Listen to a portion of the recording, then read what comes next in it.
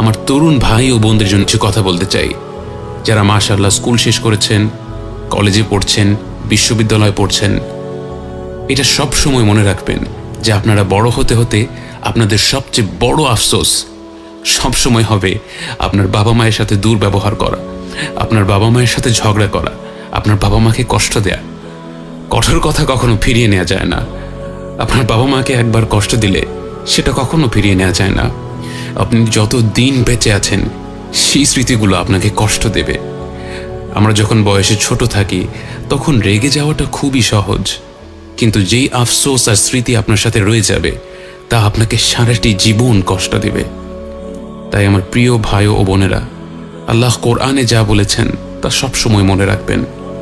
তোমরা বাবা মায়ের সাথে চমৎকার ব্যবহার করবে, এমনকি তাদের উফ পর্যন্ত বলবে না, তাদের সাথে খারাপ ব্যবহার করবে না। আপনারা আল্লাহর সন্তুষ্টি চাইলে আপনাদের সামনে দুটো দরজা আছে, আপনার মা এবং আপনার বাবা। তাদের খুশি রাখুন।